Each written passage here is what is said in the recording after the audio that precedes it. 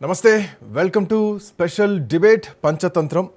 So 5 రాష్ట్రాల్లో జరుగుతున్నటువంటి ఎన్నికల్లో ఏ రాష్ట్రంలో ఎట్లాంటి అప్డేట్స్ ఉన్నాయి, ఎట్లాంటి ఫలితాలు రాబోతున్నాయి, ఎట్లాంటి పోటాపోటీ ఉంది, ఎవరెవరి మధ్య పోటాపోటీ ఉంది, ఇవన్నీ కూడా రాజ్ న్యూస్ ఒక ప్రత్యేక ఎపిసోడ్లో రోజు అందిస్తుంది.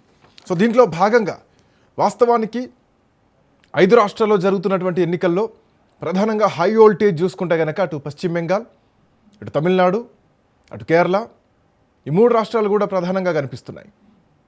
దీంట్లో కేరళ విషయానికి వస్తే ఎల్డిఎఫ్ వర్సెస్ యూడిఎఫ్లా ఉండేటువంటి పరిస్థితుల్లో ఇప్పుడు ఎన్డీఏ కూడా వస్తోంది.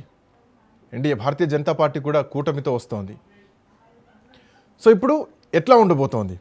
సో ఇప్పటికే పినరాయి విజయన్ అధికారంలో ఉన్నారు. మరోవైపు కాంగ్రెస్ పార్టీ ఈసారి అధికారంలోకి వస్తాం అన్నటువంటి ధీమా వ్యక్తం చేస్తోంది. పినరాయి విజయన్ ఈ మధ్య కాలంలోనే కాంగ్రెస్ పార్టీ మీద నిప్పులు జరిగారు.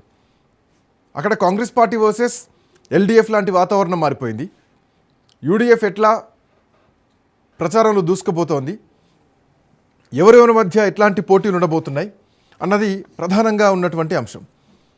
ఇక్కడ వామపక్ష కూటమి ప్రభుత్వం తమ అధికారాన్ని నిలబెట్టుకునేందుకు ప్రయత్నాలు చేస్తుంటే కాంగ్రెస్లో ఉన్నటువంటి కూటమి పగ్గాలను తమ చేతుల్లోకి లాగేందుకు విశ్వ ప్రయత్నాలు చేస్తోంది. భారతీయ జనతా పార్టీ కూడా అక్కడ బలం పెంచుకునేందుకు కొంత ప్రయత్నం భారీగానే చేస్తోందని చెప్పాలి.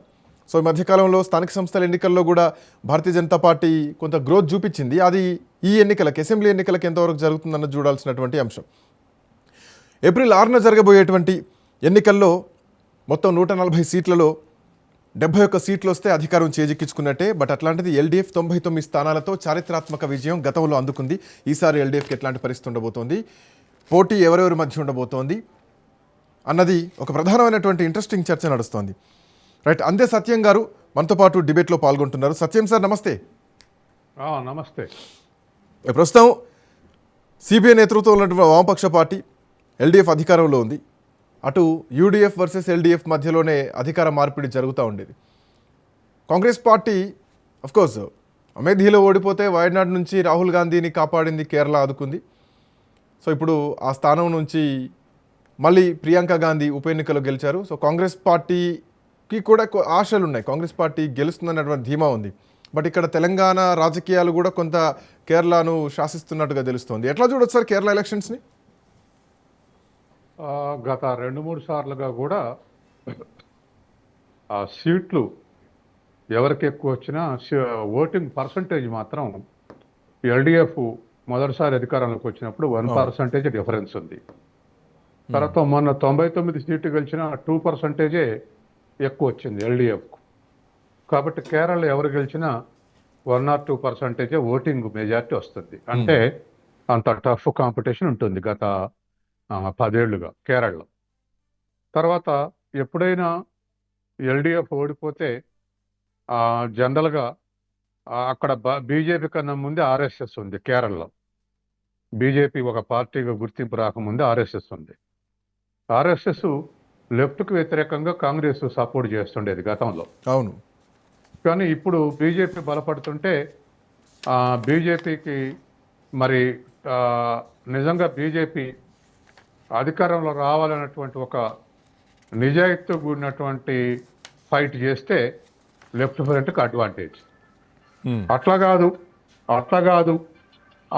అట్లా లేకుండా కేవలం ఏదో నక్షత్రం పోటీ చేసి ఎవరికో ఒకళ్ళకి ఏం చాలా దేశంలో కాంగ్రెస్ శత్రువు కాబట్టి ఎల్ఎఫ్ చేద్దామను, లేదా దేశంలో కమ్యూనిజం అనేటువంటి దాన్ని లేకుండా చేయాలన్నటువంటి పడతలతోటి ఈసారి కాంగ్రెస్ చేద్దామను, అటువంటి హైడింగ్ సీక్రెట్స్ ఏం లేకుండా ఓపెన్గా ఫైట్ చేస్తే బీజేపీ ఓట్లు బీజేపీ వేసుకుంటే లెఫ్ట్ ఫ్రంట్కి అడ్వాంటేజ్. అవును.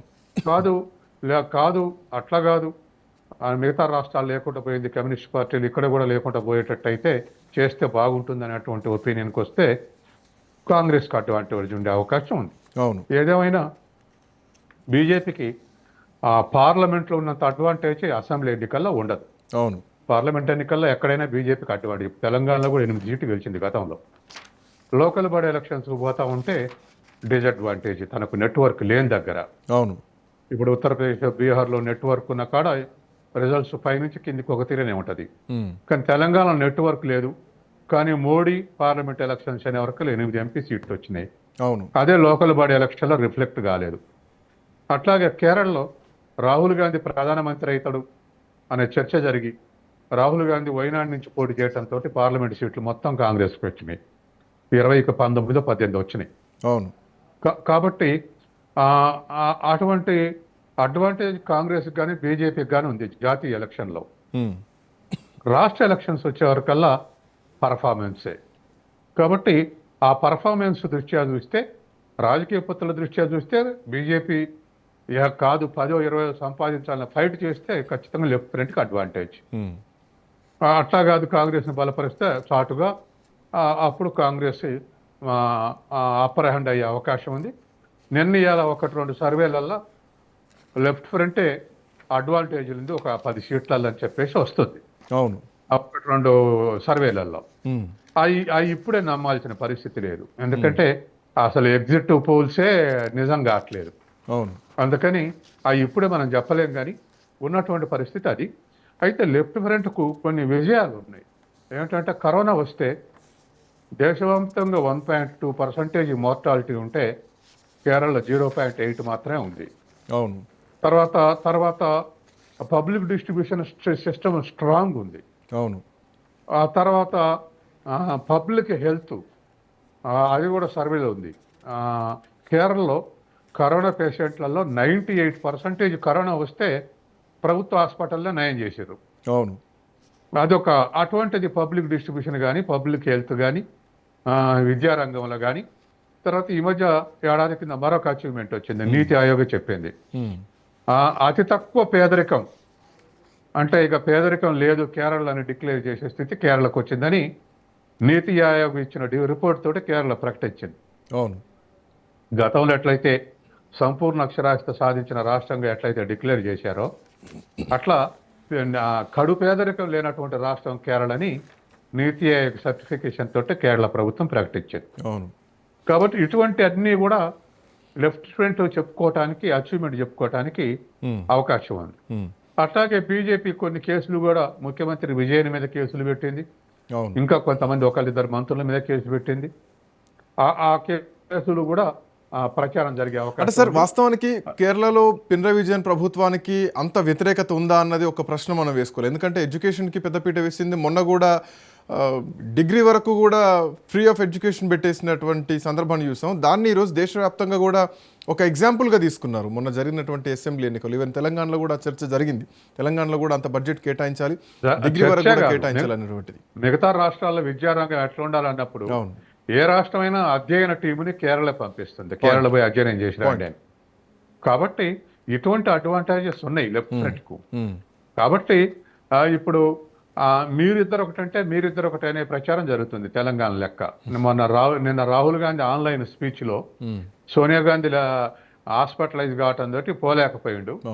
కానీ ఆన్లైన్ స్పీచ్లో రాహుల్ గాంధీ చేసిన ఆరోపణ అంటే బీజేపీ లెఫ్ట్ ఫ్రంట్ కుమ్మక్కైని మాకు వ్యతిరేకంగా చెప్పేసి నిన్నటి స్పీచ్లో చెప్పిండు. కాబట్టి సహజంగా లెఫ్ట్ ఫ్రంట్ బీజేపీ కాంగ్రెస్ ఒకటే అనేక సార్లు గతంలో రుజువు అయిందని లెఫ్ట్ ఫ్రంట్ చెప్పుద్ది. బీజేపీ ఇండిపెండెంట్ నిలబెట్టుకొని తన అస్తిత్వాన్ని నిలబెట్టుకొని ఫైట్ చేస్తారు. స్థానిక సంస్థల ఎన్నికలలో బీజేపీ అంటే వాస్తవానికి బీజేపీ ఇంతవరకు అక్కడ అకౌంట్ ఓపెన్ చేయలేదు. అక్కడ అసెంబ్లీ ఒక్కసారి కూడా గెలిచినటువంటిది లేదు. భవిష్యత్తులో వస్తున్నటువంటి నమ్మకం కూడా లేదు. ఎందుకంటే బీజేపీ నుంచి అంటే ఎన్డీఏ కూటమి నుంచి ఒకే ఒక అభ్యర్థి ప్రస్తుతానికి అసెంబ్లీలో ఉన్నారు. సో ఏ పోటీ ఉన్నా కానీ ఎల్డీఎఫ్ వర్సెస్ యూడీఎఫ్ గానే కొనసాగుతోంది.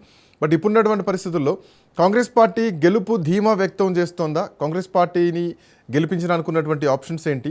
రాహుల్ గాంధీ చాలా కీలకంగా అక్కడ పనిచేస్తున్నారు. అఫ్ కోర్స్ ఆయన అక్కడ లేకపోయినా కానీ ఈసారి అధికారంలోకి వస్తానటువంటి ధీమా వ్యక్తం చేస్తుంది. అండ్ నేను కూడా గత జనవరిలో ఒకసారి పోయినటువంటి టైంలో అక్కడ పబ్లిక్ పల్స్ కనుక్కుంటే కాంగ్రెస్ వైపు కొంత ఎడ్జ్ కనిపించింది. ప్రాక్టికల్గా నేను చూసినట్టు ఎక్స్పీరియన్స్ దృష్టిలో పెట్టుకొని అంటున్నా. సో ఎంతవరకు ఛాన్స్ ఉండొచ్చు? మీరు చెప్పిన దానికి ఒక ఇండికేషన్ ఏమిటంటే మున్సిపల్ ఎలక్షన్స్లో కేరళ అది కాంగ్రెస్ ఎక్కువ గెలిచింది. పాయింట్. తర్వాత త్రివేంద్రంలో బీజేపీ గెలిచింది. అవును. అయితే అక్కడ నుంచి రిపోర్ట్స్ వచ్చింది ఏంటంటే శశి థరూర్ త్రివేంద్రం ఎంపీ. అవును అవును అవును ఎగ్జాక్ట్లీ. ఆయన బీజేపీ తోటి సాఫ్ట్గా ఉంటుండే గత 2 ఏళ్లుగా. కాబట్టి తరూర్ ఇండైరెక్ట్ సపోర్ట్ తోటి ఆ బీజేపీ గెలుచుకుంది. కాబట్టి బీజేపీ సొంత బలం కాదు. అందుకని మున్సిపల్ ఎలక్షన్స్ లో కొంత మేరకు అప్పర్ హ్యాండ్ అయినప్పటికీ శాసనసభ ఎన్నికల్లో ఆ మేరకు విజయాలకు ధీటుగా నిలబడేటువంటి నాయకుడు కానీ, గతంలో అయితే కరుణాకరన్ ఉండేవాడు, ఆ తర్వాత ఆంటోనీ ఉండేవాడు, ఎస్టాబ్లిష్డ్ లీడర్స్. ఇప్పుడు అటువంటి వాళ్ళు తక్కువ మంది ఉన్నారు, చాలా తక్కువ ఉన్నారు. కాబట్టి ఆ లెఫ్ట్ ఫ్రంట్ కు అడ్వాంటేజ్ ఉండే అవకాశం ఉంది అనేది. తర్వాత మిగిలిన క్వశ్చన్ ఏమిటంటే, రాహుల్ గాంధీ పూర్తిగా కాన్సన్ట్రేట్ చేస్తున్నప్పుడు రాహుల్ గాంధీ అయినా ఖర్గే అయినా ఇంకెవరైనా పనిచేస్తే అది పార్లమెంట్ ఎలక్షన్స్ లో అడ్వాంటేజ్ వస్తుంది. అసెంబ్లీ ఎలక్షన్స్ లో పోయి రాహుల్ గాంధీ పరిపాలించాడు కాబట్టి ఆ అడ్వాంటేజ్ రాదు. ఇప్పుడు మోడీ కూడా అసెంబ్లీ ఎన్నికల కర్ణాటక ఎలక్షన్ లో బ్రహ్మాండంగా ప్రచారం చేశాడు, అయినా బీజేపీ గెలవలేదు. స్థానిక ప్రభుత్వాలకు స్థానిక ఓరియంటేషన్ ఆలోచనే ఉంటుంది ప్రజలకు. కాబట్టి ఆ విధంగా రాహుల్ గాంధీ వల్ల వచ్చే అడ్వాంటేజ్ పార్లమెంట్ ఎలక్షన్లో అయితే ఉంటుంది, కానీ అసెంబ్లీ ఎలక్షన్లో చాలా తక్కువ చేస్తారు. ఇప్పుడు ఇటువైపు నుంచి ప్రకాష్ కరత్, బృందా కరత్, లేకపోతే ఇంకేతరులు పోయి చేయొచ్చు, అటువైపు నుంచి రాహుల్ గాంధీ వీళ్ళు పోయి చేయొచ్చు. సరే, వాళ్ళ శ్రేణులు ఉత్సాహపరచడానికి పనికి వస్తుంది, కానీ ఓటర్లు మాత్రం అందులో హైలీ ఎడ్యుకేటెడ్ ఓటర్లు కేరళ వాళ్ళు. అవును సార్. కాబట్టి ఎవరు అధికారంలో ఉంటే బాగుంటుంది అనేటువంటిది సెల్ఫ్ డెసిషన్ తీసుకోగలరు. సార్, ఇక్కడ ఎలక్షన్ సిస్టమ్ కానీ ఇక్కడ ప్రచారాలు కానీ చాలా డిఫరెంట్గా కనిపిస్తాయి. ఎందుకంటే మీరు అన్నట్టు హైలీ ఎడ్యుకేటెడ్ పాయింట్ నెంబర్ 1, అక్కడ నిరక్షరాస్యత అసలు లేదు. సో కంప్లీట్లీ అక్షరాస్యులుగా ఉన్నటువంటి ప్రాంతం. జనరల్గా ఉన్నటువంటి దేశంలో జరుగుతున్నటువంటి ఎన్నికలకు కేరళ ఎన్నికలకు చాలా డిఫరెన్స్ ఉంటుంది. మోరోవర్ ఏంటంటే బీజేపీ చేస్తున్నటువంటి ఈ మతపరమైనటువంటి రాజకీయాలు కేరళలో పనిచేస్తాయా అన్న ప్రశ్న ఒకటైతే కనుక, అక్కడ హిందువుల పర్సంటేజ్ కన్నా ముస్లింల పర్సంటేజ్ కన్నా క్రైస్తవుల పర్సంటేజ్ ఎక్కువగా ఉంటుంటుంది. సో ఓటు బ్యాంక్ మొత్తం కూడా వాళ్ళదే బలమైనటువంటి ఓటు బ్యాంక్. ఒకవేళ ఇక్కడ బీజేపీ కనుక అట్లాంటి ఓటర్ పోలరైజేషన్ సైడ్ వెళ్తే, అట్లాంటి ప్రచారం సైడ్ వెళ్తే అది ఎవరికి లాభం అవుతుంది? ఎల్డీఎఫ్కి లాభం అవుతుందా, యూడీఎఫ్కి లాభం అవుతుందా? అసలు ఆ పోలరైజేషన్ వచ్చే అవకాశం లేదు. ఎందుకంటే కేరళలో ఉన్నటువంటి ముస్లిమ్స్ తిక్కుగా ఉన్నటువంటి మల్లపురం అటువంటి 1-2 డిస్ట్రిక్ట్లు తప్ప మిగతా రాష్ట్ర వ్యాప్తంగా ఉన్నటువంటి ముస్లిమ్స్ మత ప్రాతిపదికన జీలిపోయే అవకాశం లేదు. వాళ్ళు గతంలో ఉంటే లెఫ్ట్ ఫ్రంట్ సపోర్టర్స్ గురుసు, లేకపోతే కాంగ్రెస్ సపోర్టర్స్ ఉన్నారు. హిందూ ముస్లిం చీలికను చాలా మైనర్. తర్వాత మహిళల యొక్క మొబిలిటీ కూడా ఎక్కువ అక్కడ. మనలాగా ఇంట్లో నుంచి పోయి ఓట్లు భర్తలు ఏది చెప్తే అట్లా ఓట్లు వేసే మహిళలు గారు వాళ్ళు. మహిళలలో మొబిలిటీ ఎక్కువ. తర్వాత అన్ని చోట్ల పితృస్వామిక ప్రజాస్వామ్యం అంటే అక్కడ మాతృస్వామిక స్వామ్యం ఉంది. తర్వాత భూములు ఆస్తులన్నీ మహిళల పేరు మీదనే ఉంటాయి.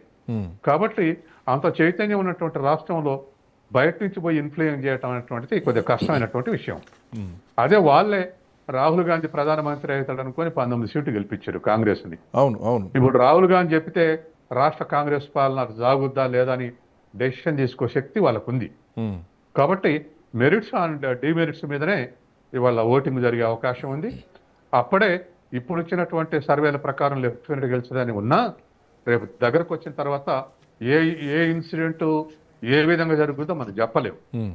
కాబట్టి జరిగేటువంటి ఇన్సిడెంట్లు బట్టి జరిగేటువంటి వాటిని బట్టి, ఎందుకంటే బీజేపీ పావులు గదుపుతున్నప్పుడు ఒకవేళ సీరియస్ ఎఫర్ట్ చేయదలుచుకున్నప్పుడు ఏదో ఒకటి బయటికి తీసే అవకాశం ఉంది. బట్ కేరళలో బయటికి తీయడానికి ఏముంది సార్? కేరళ విషయానికి వస్తే ఇక్కడ పాయింట్ ఏంటంటే సార్, కాంగ్రెస్ పార్టీలో ఎట్లా కనిపిస్తుంది? ఏమన్నా అంతర్గతంగా కొంత తుఫాన్ వచ్చేటువంటి పరిస్థితులు ఉన్నాయంటే నాకు పెద్దగా ఏం కనిపించట్లేదు. ఎందుకంటే ఇక్కడ తుఫాన్ వచ్చే స్థాయిలో గతంలో కరుణాకరను తర్వాత ఆంటోనీ మధ్య 2 గ్రూపులు ఉండేవి. అవును. ఇప్పుడు వాళ్ళ కరుణాకరన్ చనిపోయింది, ఆంటోనీ ఇంటి నుంచి బయటకు వెళ్ళిన స్థితిలో ఉన్నాడు.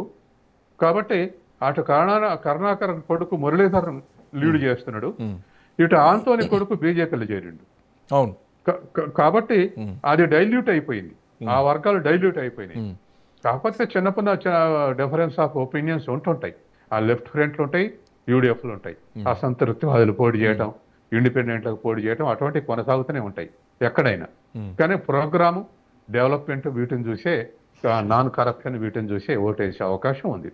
తర్వాత ఇదివరకు సిపిఎం నుంచి సిఐటి మంచి అగ్రెసివ్గా బిహేవ్ చేస్తుంది. అవును సిఐటి అగ్రెసివ్ని తట్టుకోలేక కాంగ్రెస్ని గెలిపిస్తారని గత 20 ఏళ్ల కింద 30 ఏళ్ల కింద వార్తలు వచ్చాయి. అవును ఇప్పుడు ఆ అగ్రెషన్ కూడా లేదు. అగ్రెషన్ కూడా లేదు. ఎక్కడ మనకు గొడవలు అయినట్టు అవుపడవు. తర్వాత గతంలో ఆర్ఎస్ఎస్ వర్సెస్ లెఫ్టినెంట్ హత్యలు జరిగాయి. అవును గత 2 ఏళ్లుగా అవి కూడా తగ్గిపోయినాయి. కాబట్టి ఇవాళ అటువంటి డైల్యూషన్ వచ్చినాక ప్రజలు స్వేచ్ఛగా ఓటేయటం, తర్వాత ఏదో ఒక ప్రాతిపదికన కాకుండా మెరిట్ డిమెరిట్ మీద ఓటేసే అవకాశం ఉంది. సార్ 2021లో 93 స్థానాల్లో కాంగ్రెస్ పార్టీ పోటీ చేస్తే గెలిచింది 21 స్థానాలు. అండ్ లోక్సభ విషయానికి వస్తే వయనాడ్ రాహుల్ గాంధీ ఉన్నారు ఎంపీగా, రాయబరేలీని వదుకున్నారు. ఆ తర్వాత అదే స్థానం నుంచి బై ఎలక్షన్స్కి ప్రియాంక గాంధీ గెలిచారు. సో ఇప్పుడు ప్రియాంక గాంధీ అస్సాం ఎలక్షన్స్కి ఇన్ఛార్జ్గా ఉన్నారు. కేరళ బాధ్యత మొత్తం కూడా రాహుల్ గాంధీ మోస్తున్నారు. అండ్ ఇక్కడ సీఎం ఫేస్ కూడా కీలకమని చెప్పాలి. ఇక్కడ ఇందాక మనం శశి థరూర్ పాయింట్ మాట్లాడుకున్నాం. శశి థరూర్ కొంచెం బీజేపీకి మద్దతుగా ఉన్నారు. ఈవెన్ ఆపరేషన్ సింధూర్ తరపు ఆ టైంలో కూడా బీజేపీ ప్రభుత్వాన్ని పొగుడుతూనే దేశం అంతా కూడా సభల్లో ప్రసంగించారు ఆయన, సింధూర్ గొప్పతనం ఏంటని చెప్పేసి ప్రభుత్వం తరపున. అండ్ పాయింట్ ఏంటంటే రేపు పొద్దున ముఖ్యమంత్రుల ఫేస్ విషయానికి వస్తే కేసీ వేణుగోపాల్నే ముందు పెట్టేటువంటి అవకాశం ఉంటుందా? శశి థరూర్ ఏమైనా మార్పు మైండ్ సెట్లో మారే ఛాన్సెస్ ఉంటాయి? ఎందుకంటే రాష్ట్ర ఎన్నికలు రేపు పొద్దున కాంగ్రెస్ గెలిచేటువంటి అవకాశాలని అనుకుంటే కనుక రాజకీయాల్లో ఏమైనా జరగవచ్చు. ఎందుకంటే మోరోవర్ కేసీ వేణుగోపాల్ అత్యంత విశ్వాసమైనటువంటి వ్యక్తి కాంగ్రెస్ పార్టీకి, అంత లాయల్గా ఉన్నటువంటి వ్యక్తి. సో ఎట్లా చూడొచ్చు సీఎం ఫేస్ విషయంలో రేపు పొద్దున కాంగ్రెస్ పార్టీ డెసిషన్? శశి థరూర్ దరిదాపు బహిష్కరించేటంత ఎడ్జికి పోయిండు. అవును, ఇక ఈ కాంగ్రెస్ పార్టీగా బహిష్కరిస్తుంది అనుకున్నాం. కానీ తీరా అందరిని అప్సెట్ చేస్తూ ఖర్గేని తర్వాత రాహుల్ని కలిసి నేను కాంగ్రెస్ పార్టీగానే ఉంటా, రాష్ట్ర వ్యాప్తంగా ఎలక్షన్ల ప్రచారం చేస్తా అని వాళ్ళని కలిసి ప్రకటించాడు. బహుశా ఇది ముఖ్యమంత్రి పదవి కోసమే ఈ ప్లాన్ లో ఉండడం అని చెప్పేసి అనిపించింది. వాళ్ళ మనకు అనిపించినట్టు ఒక అనలిస్ట్ గా నాకు అలా అనిపించింది. తర్వాత రెండవది కేసీ వేణుగోపాల్ ఆర్గనైజరే కానీ మాస్ లీడర్ కాదు. కేరళ గెలిస్తే మా ముఖ్యమంత్రి కావటం వేరు, గెలిపించే ముఖ్యమంత్రి ఉండటం వేరు. కాబట్టి must be among the masses పక్కన లేకుండా పైనుంచి అధిష్టానం రేపు కేసీ వేణుగోపాల్ చేయొచ్చు కానీ ఇప్పుడు అధికారంలో తీసుకొచ్చే శక్తి కేసీ వేణుగోపాల్కు ప్రత్యేకంగా లేదు. కాబట్టి కాంగ్రెస్ పార్టీ మొత్తంగా అయితే కాంగ్రెస్ పార్టీకి బీజేపీ మీద ఫైట్ చేసినటువంటి ఆయుధాలు, షార్ప్ వెపన్స్ లెఫ్ట్ ఫ్రంట్ మీద లేవు, దొరకవు. ఎందుకంటే రేపు బీజేపీ అదే పని చేస్తుంది. రేపు మోడీ పోయి వీళ్ళిద్దరు ఒకటే నేషనల్ ఫ్రంట్లో ఉన్నారు, వీళ్ళందరూ యూపీఏలో ఉన్నారు, వీళ్ళిద్దరు మిగతా రాష్ట్రాల్లో కలిసి పోటీ చేస్తారు. అస్సాంలో కానీ తమిళనాడులో కానీ మిగతా చోట్ల కానీ ఇక్కడే శత్రువు లెక్క నటిస్తున్నారు. అందుకని మాకేయండి ఓటు అనేటువంటి అవకాశం ఉంది బీజేపీ. కాబట్టి ఈ క్యాంపెయిన్ లో ఇవాళ ఉన్నటువంటి పరిస్థితుల్లో కాంగ్రెస్ కు ఆ షార్ప్ వెపన్స్ లెఫ్ట్ ఫ్రంట్ విమర్శిస్తుంటే అక్కడే సపోర్ట్ తీసుకుంటారు, ఇక్కడే విమర్శిస్తారు అనేటువంటి అవకాశం కూడా ఉంది. కాబట్టి మిగతా రాష్ట్రాల్లో అపోజిషన్ మీద దొరికిన వెపన్ లెఫ్ట్ ఫ్రంట్ మీద దొరికే అవకాశం లేదు. కొద్దిగా తక్కువ అడ్వాంటేజ్ ఉంది కాంగ్రెస్. సార్ ఇంకా ఏ అంశాలు ప్రధానంగా కేరళ ఎలక్షన్ని డిసైడింగ్ ఫ్యాక్టర్ అనుకోవచ్చు? ఎందుకంటే ఇక్కడ మత్స్యకారుల విషయంలో కూడా మోడీ మొన్న అదే మాట్లాడడం జరిగింది. ఎందుకంటే సముద్ర తీరంలో ఉంటారు కాబట్టి మత్స్యకారులకు సంబంధించినటువంటి అంశం ఒకటైతే కనుక. మోరోవర్ ఈ మధ్యకాలంలో మనం చూసాం శబరిమల ఇష్యూ చాలా సీరియస్గా నడిచింది, దేశం మొత్తం కూడా సంచలనంగా మారింది. ఈవెన్ దక్షిణ భారతదేశం మొత్తం కూడా అయ్యప్ప స్వామి భక్తులు ఉంటారు కాబట్టి శబరిమలలో ఏదో జరిగింది అన్నటువంటి ఆ బంగారం విషయంలో స్కామ్ జరిగింది అన్నటువంటి ఆరోపణలు కూడా ఒకటి ప్రధానంగా చాలా రోజుల నుంచి వినిపించాయి. ప్రతిపక్షాలు కూడా ప్రభుత్వం అవినీతి చేస్తుందన్నటువంటి తీవ్రమైనటువంటి ఆరోపణలు కూడా వినిపించినటువంటి సందర్భాన్ని చూసాం. బంగారం స్మగ్లింగ్లో ఇవన్నీ కూడా చాలా అంశాలు ప్రభుత్వాన్ని కొంచెం ఇబ్బంది పెట్టేటువంటి అంశాలు. సో ఏ అంశాలు ప్రధానంగా ఇందులో కీలకంగా మారే ఛాన్స్ ఉన్నాయి, ప్రతిపక్షాలకు అస్త్రంగా మారుతాయి? శబరిమలలో ఇదంతా జరిగినాక కూడా ఆడ లెఫ్ట్ ఫ్రంట్ గెలిచింది శబరిమల సీట్ని. అవును, అందుకని ఇది ఆ రాష్ట్రంలో ఇది నేషనల్ గా అయ్యప్ప భక్తులు హర్ట్ కావటం, తర్వాత అక్కడ చివరికి అతను పట్టుబడ్డాడు, ఏది దేవస్థానానికి సంబంధించిన వాడే ఇది మొత్తం చేశాడని చెప్పేసి బయటకు వచ్చేసింది. పరస్పర ఆరోపణలు చేసుకున్నారు, మీరంటే మీరే అని లెఫ్ట్ యూడిఎఫ్ చేసుకున్నారు. కానీ ఆ రెండు ఫ్రంట్లకు సంబంధం లేదు. అది ఆ దేవాలయానికి సంబంధించినటువంటి చైర్మనే ఆ బంగారం వర్తకంతో కుమ్మక్కై చేశారు ఉమ్. అని చెప్పేసి తేలింది, అది ఎస్టాబ్లిష్డ్. అవును అవును. కాబట్టి ఇంకా అయ్యప్ప బంగారం ఫ్యాక్టర్ ఆ రాష్ట్ర ఎన్నికల్లో ఇన్ఫ్లుయెన్స్ చేస్తుందని నేను అనుకోను. ఉమ్. కాబట్టి ఒకటే నేను అనుకోవటం ఏంటంటే, లెఫ్టినెంట్ మన బయటకు కనపడేంత నిజాయితీగా పరిపాలించిందా? ఉమ్. నిజాయితీగా పరిపాలిస్తే ఖచ్చితంగా లెఫ్టినెంట్ మళ్ళీ అధికారంలోకి వచ్చే అవకాశం ఉంది. కాదు, ఎక్స్పోజ్ అయింది వేరు, అండర్ గ్రౌండ్లో ప్రజలు అసంతృప్తి ఉన్నారు వీళ్ళ పరిపాలన వల్ల అనుకుంటే డిసడ్వాంటేజ్ ఫేస్ చేయాల్సి వస్తుంది. నేనైతే అదే ఫ్యాక్టర్ అనుకుంటాను. అంటే మీరు అన్నట్టు శబరిమల ఇష్యూ పెద్దగా పట్టించుకోరు, ప్రజలు మర్చిపోయారు అనుకున్నా కానీ ఈవెన్ కోవిడ్ వైరస్ సంబంధించినటువంటిది కానీ నిఫా వైరస్ సంబంధించినటువంటి కేసుల విషయం కూడా ప్రజలు పెద్దగా దీన్ని పట్టించుకుంటారు అన్నటువంటి ప్రశ్న ఒకటి కనిపిస్తోంది. మోరోవర్ తుఫాన్ వచ్చినప్పుడు కానీ వరదలు వచ్చినప్పుడు కానీ ప్రకృతి విపత్తులు అయినా కానీ ప్రభుత్వం ఎంత ఇమ్మీడియట్గా రెస్పాండ్ అయింది, ప్రభుత్వం ఎంత నష్టపరిహారం చెల్లించి, ఈ సంక్షోభాలు ఏమైనా కేరళ ప్రభుత్వాన్ని ఎల్డీఎఫ్ని ఏమైనా ఇబ్బంది పెట్టే అవకాశం ఉంటుందా? అలా అడ్వాంటేజే ఉంది, ఎందుకంటే బాగా డీల్ చేశారని అప్పటి ఆరోగ్య శాఖ మంత్రి కేరళ అది వచ్చినప్పుడు ఆరోగ్య శాఖ మంత్రికి ఉన్నటువంటి కేకే శైలజను ఉమ్. ఈఎన్ఓ పిలిచి WHO పిలిచి సన్మానం చేసింది. ఏది వాషింగ్టన్ లో లేదా అమెరికా వేరే నగరంలో. దేశవ్యాప్తంగా ఇటువంటి హెల్త్ మినిస్టర్ లేదని అప్రిషియేషన్స్ వచ్చినాయి. కాబట్టి అది కరోనా కానీ లేకపోతే మిగతాది కానీ డిసడ్వాంటేజ్లు. తర్వాత ఒక వరదలప్పుడు మాత్రం, వైనాడులో వచ్చినటువంటి వరదలప్పుడు మాత్రం కంప్లీట్ గా కాంపెన్సేషన్ ఇవ్వగలిగారా? కేంద్రం ఇస్తానన్నది, కేంద్రం హెల్ప్ చేసిందా, మెటీరియలైజ్ అయిందా, కేరళ ప్రభుత్వం సాటిస్ఫై విధంగా సహాయం చేసిందా లేదా అన్నప్పుడు 1-2 నియోజకవర్గాలు రియాక్ట్ అయ్యే అవకాశం ఉంది ఆ వరదలు ఎఫెక్ట్ అయినటువంటి వైనాడులో. అది కాబట్టి బ్రాడ్గా ఇంటర్నేషనల్ ఇష్యూస్ కూడా కొన్నిసార్లు ఇన్ఫ్లుయెన్స్ అయ్యే అవకాశం ఉంది. ఉదాహరణకు బెంగాల్ ఉందనుకోండి, బెంగాల్లో ఇవాళ అమెరికా ఇరాన్ మీద అటాక్ చేస్తే బీజేపీ న్యూట్రల్గా ఉంది ప్రభుత్వం, కానీ తృణమూల కాంగ్రెస్ కానీ ఆడ ఉన్నటువంటి మిగతా పార్టీలు ఖండించినాయి. అది బెంగాల్లో ఉన్నటువంటి ముస్లిం మీద ఖచ్చితంగా అది పాజిటివ్ ఇంపాక్ట్ ఉంటుంది ఇన్ ఫేవర్ ఆఫ్ టీఎంసీ. గతంలో లెఫ్ట్ ఫ్రంట్ అధికారంలో ఉన్నప్పుడు అమెరికా ఇరాక్ మీద దాడి చేస్తే అన్ని చోట్ల లక్షల మంది ప్రదర్శనలు చేసేది దానికి వ్యతిరేకంగా, అమెరికాకు వ్యతిరేకంగా. లెఫ్ట్ ఫ్రంట్ కు వాక్ ఓవర్ ఇచ్చారు, అంత మెజార్టీ వచ్చింది. కాబట్టి ఇవాళ ఇంటర్నేషనల్ ఇష్యూస్ కూడా బెంగాల్ లాగా ఇన్ఫ్లుయెన్స్ చేసే అవకాశం ఉంది. కానీ కేరళలో మాత్రం మరి కాంగ్రెస్ లెఫ్ట్ ఫ్రంట్ కు ఇద్దరు సెక్యులర్ నామ్స్ తోటే పోట్లాడుతారు కాబట్టి వాళ్ళు ముస్లిమ్స్ ఎవరిని ఆదరిస్తారనేది చూడాల్సిన అవసరం ఉంది. Thank you Satyam garu, thanks for joining. So Kerala చదరంగంలో గెలుపు ఎవరిది? కాంగ్రెస్ గెలుస్తుందా, ఎల్డీఎఫ్ గెలుస్తుందా, బీజేపీ ఇక్కడ అకౌంట్ ఓపెన్ చేసేటువంటి పరిస్థితి ఉందా? బీజేపీ ఈసారి ఖచ్చితంగా ఇక్కడ గెలిచి తీరుతామని చెప్పి ధీమా వ్యక్తం చేసినా కానీ పోటీ between LDF and Congress party మధ్యలోనే కనిపిస్తోంది. రాహుల్ గాంధీ ఈ అంశాన్ని చాలా సీరియస్గా తీసుకున్నారు. ఖచ్చితంగా ఈసారి కాంగ్రెస్ పార్టీ అధికారంలోకి వస్తుందన్నటువంటి ధీమా వ్యక్తం చేసేటువంటి రాష్ట్రం ఈ 5 రాష్ట్రాల్లో ఏదైనా ఉందా అంటే అది కేరళ ఒకటి మాత్రం కొంచెం హోప్ కనిపిస్తుంది. చూడాలి ఫైనల్గా మరి పినరాయి విజయన్ వైపు ప్రజలు ఉంటారా, కాంగ్రెస్ వైపు ఉంటారా, యూడీఎఫ్ పరిస్థితి ఎట్లా ఉండబోతోంది, భారతీయ జనతా పార్టీ ఏమైనా అకౌంట్ ఓపెన్ చేసేటువంటి అవకాశం ఉండబోతోందా? That's all for now. Next updates continue అయితే కీప్ వాచింగ్ రాజ్ న్యూస్.